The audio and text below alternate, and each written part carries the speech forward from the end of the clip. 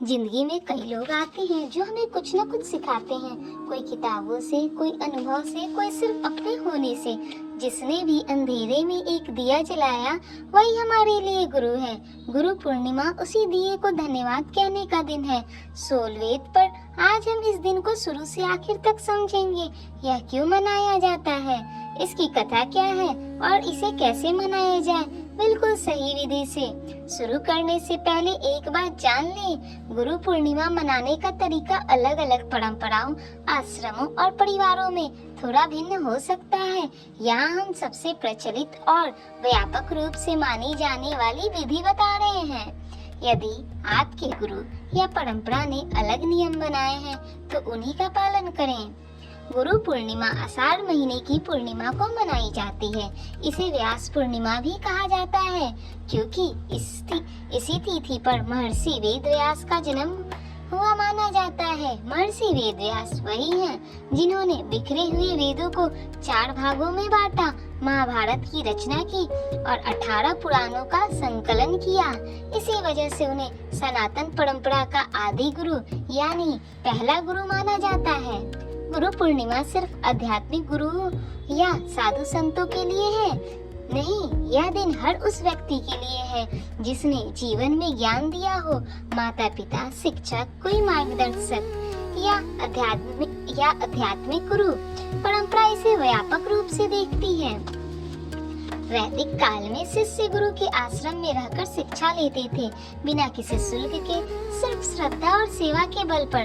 गुरु पूर्णिमा उसी परंपरा से जुड़ी है जहाँ शिष्य साल में एक दिन विशेष रूप से अपने गुरु के प्रति आभार व्यक्त करते थे।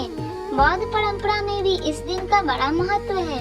मान्यता है कि गौतम बुद्ध ने बोध गया में ज्ञान प्राप्त करने के बाद अपना पहला उपदेश आषाढ़ पूर्णिमा के दिन ही सारनाथ में दिया था। यह पर्व एक परंपरा में सीमित नहीं है। ज्ञान और गुरु के प्रति सम्मान की यह भावना कई परंपराओं में एक जैसी है। बहुत लोगों का यह सवाल होता है, मेरा तो कोई आध्यात्मिक गुरु नहीं है तो मैं क्या करूं? जिनका कोई एक निश्चित गुरु नहीं होता वे भगवान श्री कृष्ण, भगवान शिव या स्वयं महर्षि वेद व्यास को अपना आदर्श गुरु मानकर पूजा कर सकते हैं। साथ ही जिन माता पिता, शिक्षकों या किसी और ने जीवन में सही राह दिखाई हो उन्हें भी इस दिन याद किया जा सकता है और सम्मान दिया जा सकता है। सोलवेद पर हम मानते हैं कि गुरु किसी एक रूप में बंधे नहीं होते, इसलिए यह दिन हर उस रिश्ते के लिए है जिसने आपको कुछ सिखाया हो। पूजा के लिए सामग्री: भगवान विष्णु और महर्षि वेद व्यास का चित्र या प्रतिमा। यदि जीवित गुरु हैं तो उनका चित्र या पादुका। धूप, दीप, फल, फूल, पीले वस्त्र, यथाशक्ति दक्षिणा के लिए राशि, रोली, अक्षत, चंदन। अगर पूजा की सामग्री जुटाना मुश्किल लगे तो सोलवेद की वेबसाइट पर सामान्य पूजा आवश्यकताएं एक ही जगह मिल जाती है ताकि तैयारी में समय बर्बाद न हो और आप पूजा के भाव पर ध्यान दें। पूजा विधि: सुबह की तैयारी: ब्रह्म मुहूर्त या सूर्योदय के बाद स्नान करें, स्वच्छ वस्त्र पहने, संभव हो तो पीले वस्त्र पहने।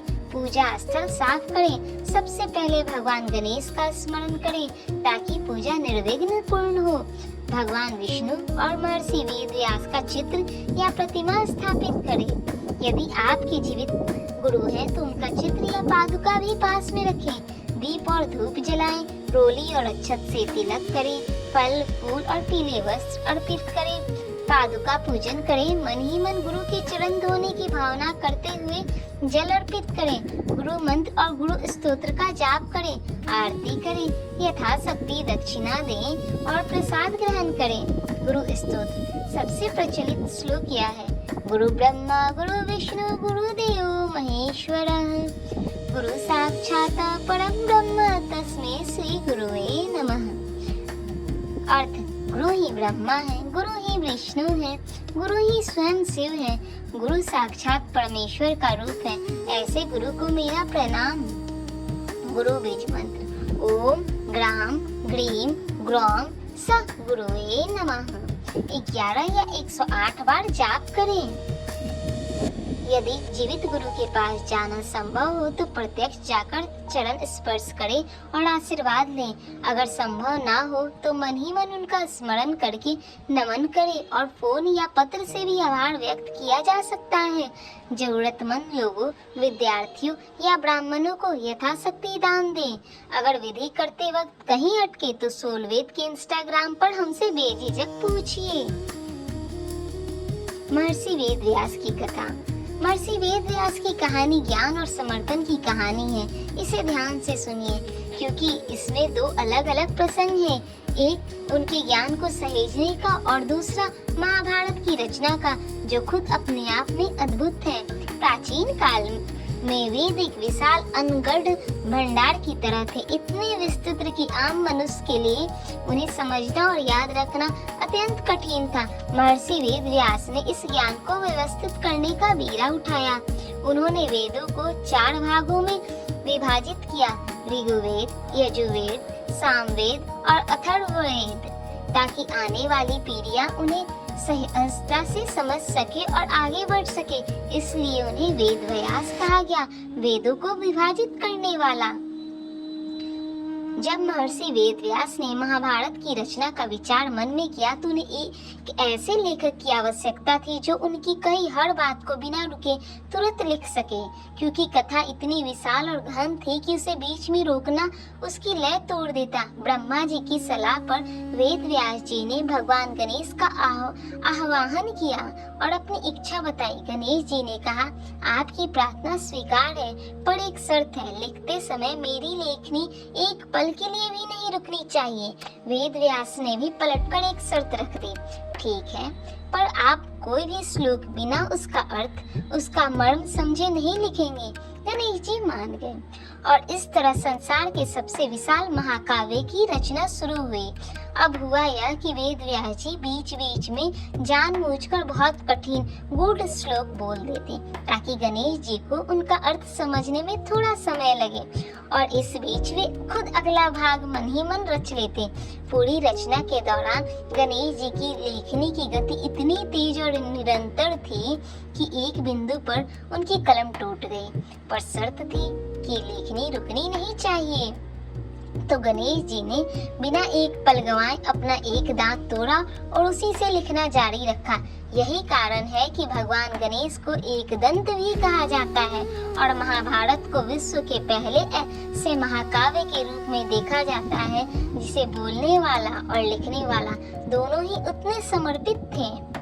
महर्षि वेद व्यास ने कभी यह दावा नहीं किया कि उन्होंने कुछ नया रचा है। उन्होंने सिर्फ उस ज्ञान को सहेजा और सुव्यवस्थित किया जो पहले से मौजूद था, ताकि वह हर मनुष्य तक पहुंच सके। यही एक सच्चे गुरु का काम है, खुद के लिए कुछ न रखना, बल्कि जो जाना है उसे अगली पीढ़ी तक पहुंचाना। इसी कारण उन्हें जगत गुरु, समस्त संसार का गुरु कहा जाता है। उनके जन्मदिन को गुरु पूर्णिमा के रूप में मनाया जाता है। जिसने भी ज्ञान को सहेज कर आगे बढ़ाया वही असली गुरु है, चाहे वह कोई ऋषि हो, कोई शिक्षक हो या जीवन में राह दिखाने वाला कोई भी अपना।